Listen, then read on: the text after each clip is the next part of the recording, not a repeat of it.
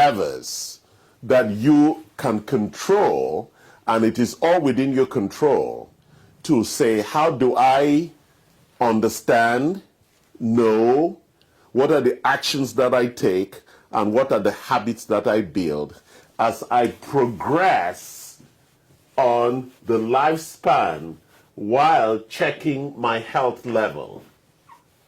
And we're going to talk about, because at each stage of life, there are different issues to deal with. When you're 20, when you're 40, when you're 60, when you're 80, so you keep adapting. So adaptability is, as we know, it's also a critical requirement for executing this model. And we'll talk some more about that. So let's walk through the 6 components. Last week I said 5, my mistake, I dropped 1, but it's actually 6. So let's walk through. So nutritional biochemistry has to deal with the foods that we eat. And there are 5 macromolecules, or what we call macronutrients. There is water, there is fiber, there's carbohydrates, there's proteins, and there are fats. These are the 5 macronutrients, and they're critical in terms of the amount, the quality, the time, and all of those. And so nutritional biochemistry today is going to be looking in depth at that. The second area is exercise physiology. Exercise is critical for long-term health and longevity. There is no excuse.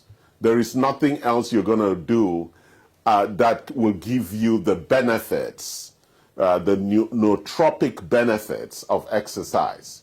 It is critical for lean muscle mass, for survival in our musculoskeletal architecture. It's a critical component for survival. And we can get that only from exercise. And next week, as we talk about exercise, we're going to look into the details of exercise physiology and what is in there. Just a taster, stability is the most important aspect or benefit that exercise gives you. Because from stability, we can do strength, we can do flexibility, and we can build stamina, which are the components, the benefits that come from exercise. But stability, being able to stand strong and stable, whether we are playing tennis or volleyball or whatever, it is a critical function for optimal performance, ability to be stable.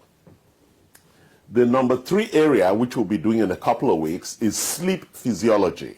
Sleep is a very critical part of health. We spend 1/3 of our life sleeping, which is about 8 hours every night, compulsorily. There are no options around it. And so it's important you understand that sleep physiology is something we're going to look into detail because most people suffer from insomnia, which is really about how quickly you go to sleep.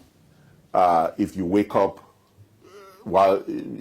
during your sleep, how quickly it is to get back to sleep, and how long you actually stay asleep. So very critical issues around sleep. And as we know, most people don't sleep well. Actually, most people don't have a good night's rest.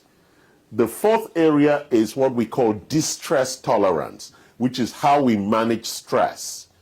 We know there are 4 components of stress. One of them is sleep, circadian dysregulation. So if you sleep during the day rather than sleep at night, that is not very good sleep. You can cope with that once in a while, but long term, there are consequences from that. It causes circadian dysregulation, which is the dysregulation of the clock that really runs our overall biochemistry. We also have stress from sugar.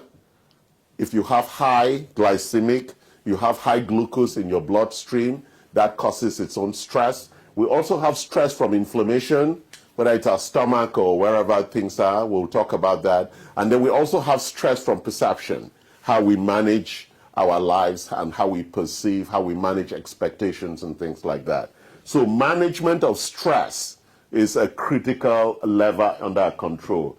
The 5th one is detoxification, right? Our liver being the main organ for detoxing gets overloaded and overcrowded, and then we have an accumulation of toxins in our body, which causes critical failure in our main systems, which we need to address. And finally, we're going to talk about exogenous molecules. These are things from outside that we can use.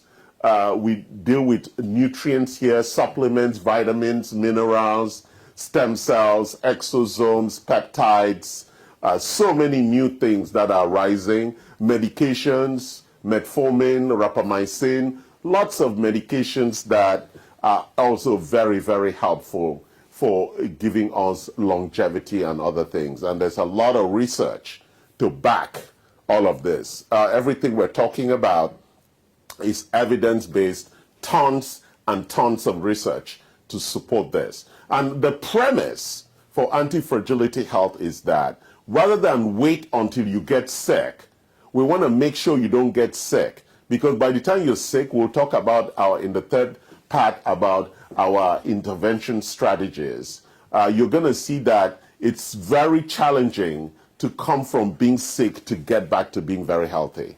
It's a very challenging movement because for chronic illnesses, which is 60 to 70% the cause of death today, they take a long time to show up and therefore take a long time to reverse. And we're going to talk about that. So those are the 6 levers we have. Nobody can say, oh, I don't need one of them. We all need all of them.